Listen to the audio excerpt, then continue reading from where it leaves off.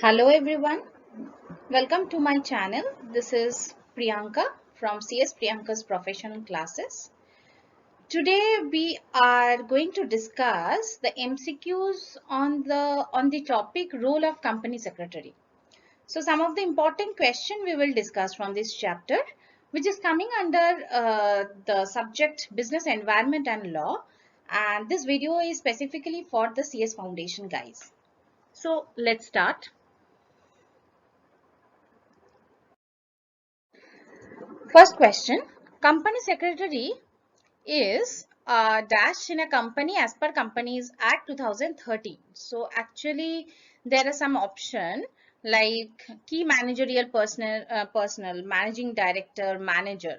So actually company secretary is coming under the KMP of a company, which means key managerial personnel, and KMP is a class or category where some professional or you can say some of the managerial peoples are coming under this class. For example, like CFO, CEO, CS, CA.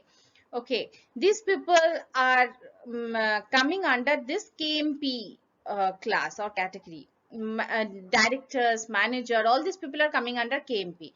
So company secretary is also coming under the KMP, and they are also treated as a key managerial personnel of a company. So the answer is option A, that is key managerial personnel. Next question, a company other than a company covered under Rule 8 of the Companies Appointment and Remuneration of Managerial Personnel Rules 2014, which has a paid up capital of some limit or more, shall have a whole-time company secretary. So the question is like that, ki how much paid up share capital should be there to have a whole-time company secretary in a company as per Rule 8 of this Companies Appointment and Remuneration of Managerial Personnel Rules 2014. So this Rule 8, as per this Rule 8 of this Rule 2014, that is Companies Appointment and Remuneration of Managerial Personnel Rules 2014, when the company's paid up share capital is rupees 5 crore or more, such company should have compulsorily should have a whole-time company secretary. Okay, now a new amendment also came, like it's coming under 8A. It's a very recent amendment. There it's became 5 crore to 10 crore.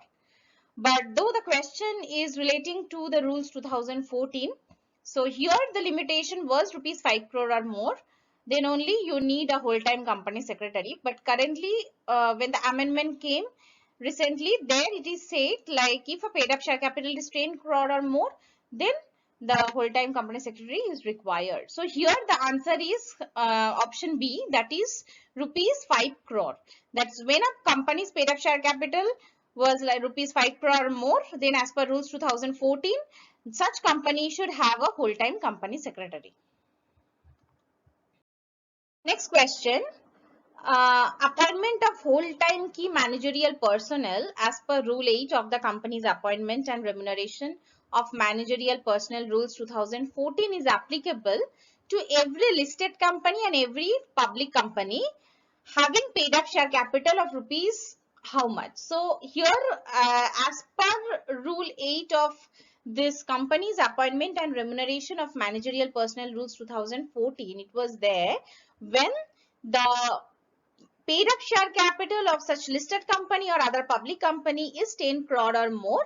So you should have a compulsorily whole-time KMP or whole-time CS is required for such company, or whole-time company secretary needs to be appointed there.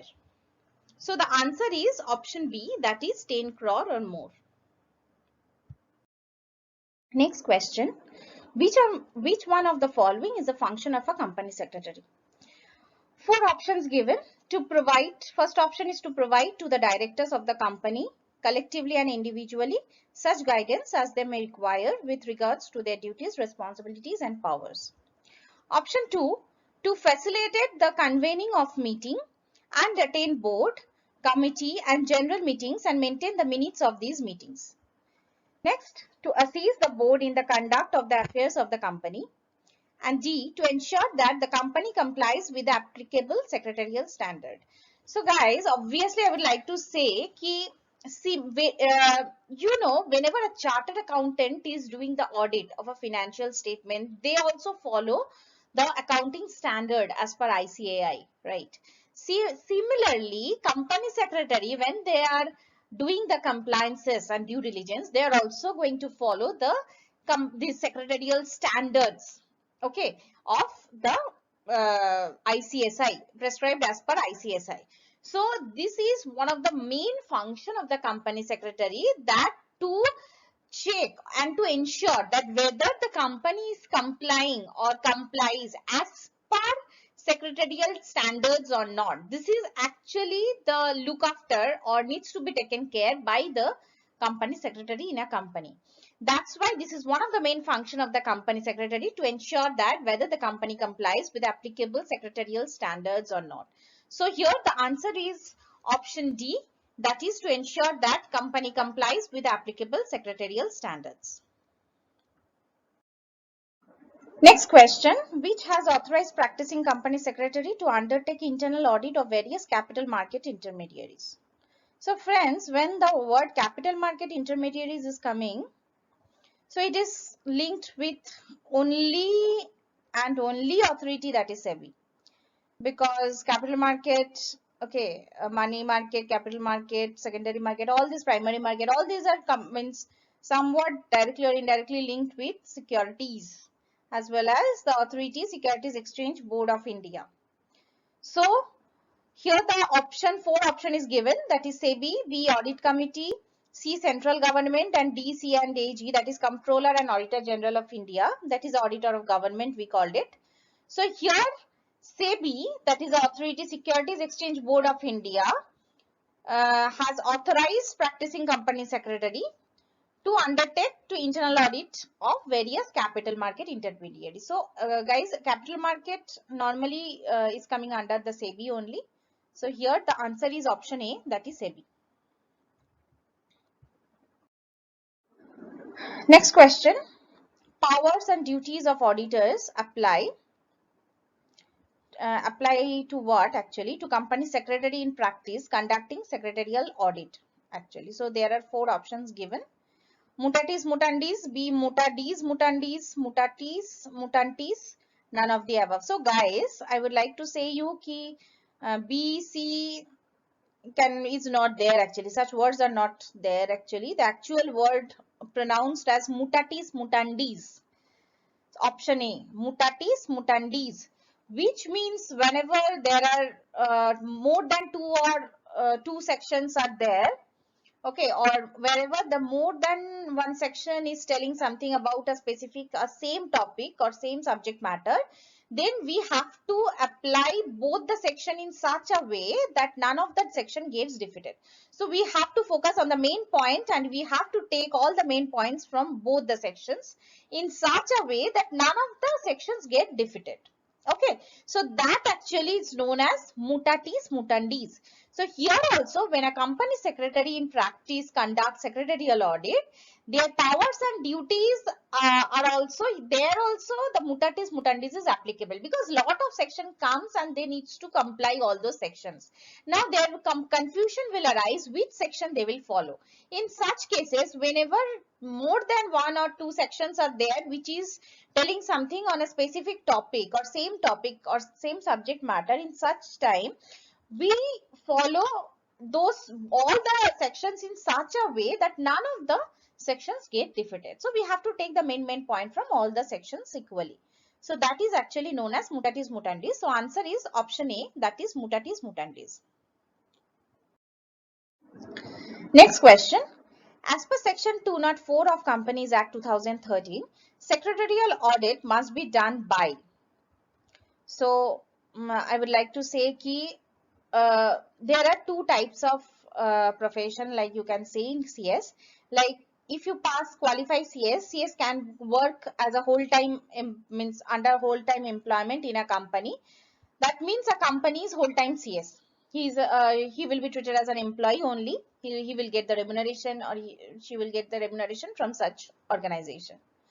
Other thing is, he or she can practice after qualifying. So practice means he or she needs to obtain the COP number, that is certificate of practice, and can open a firm and can practice and can do the work of different companies together. So that's called, we called it like a practice.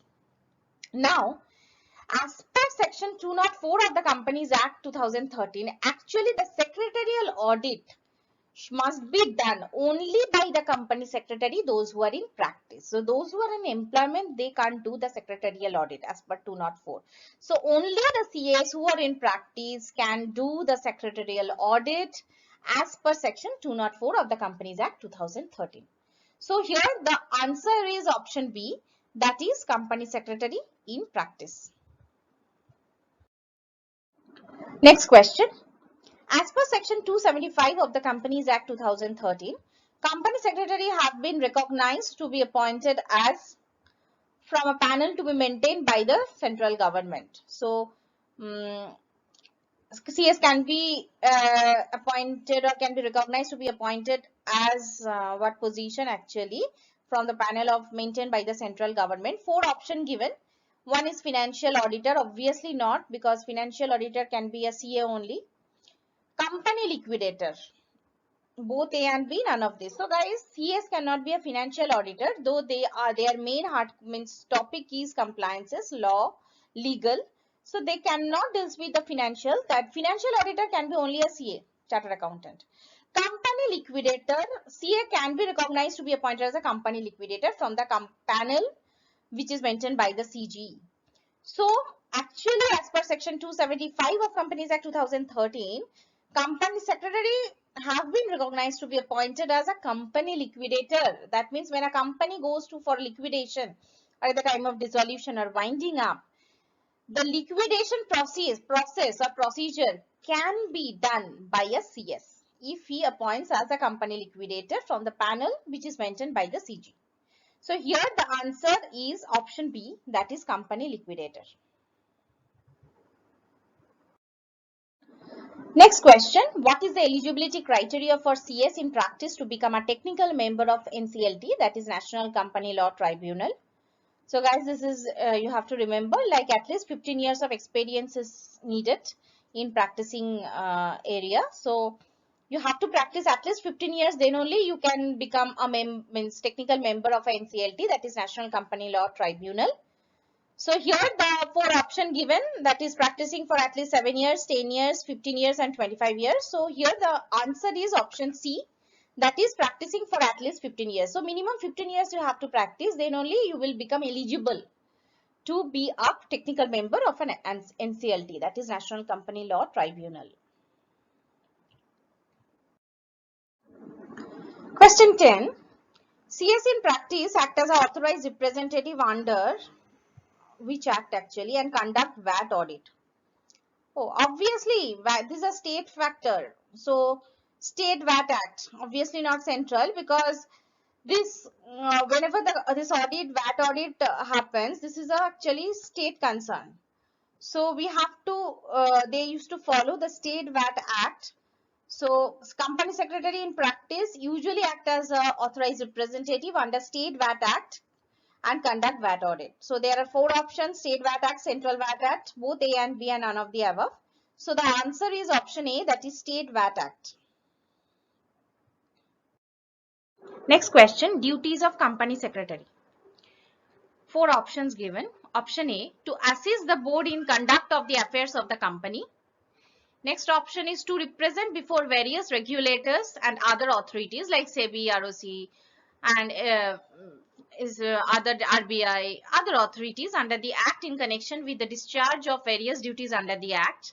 C, option A, B, both. And D, to assist in financial audit.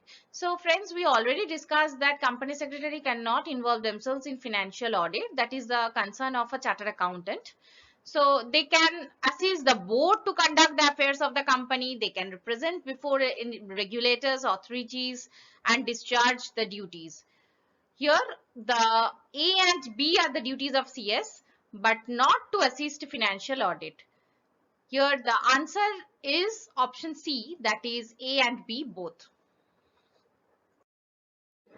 Last question, who can be recognized as an insolvency practitioner under the code?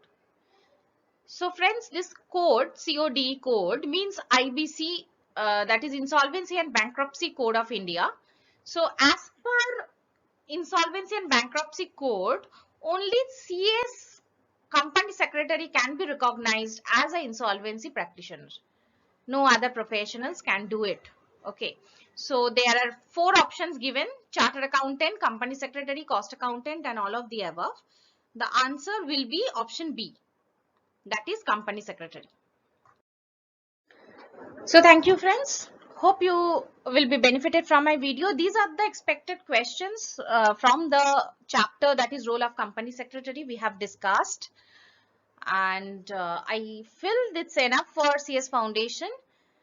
Hope you liked my video. If you really like my video, then don't forget to click on like, subscribe and share with your friends. See you soon. Bye.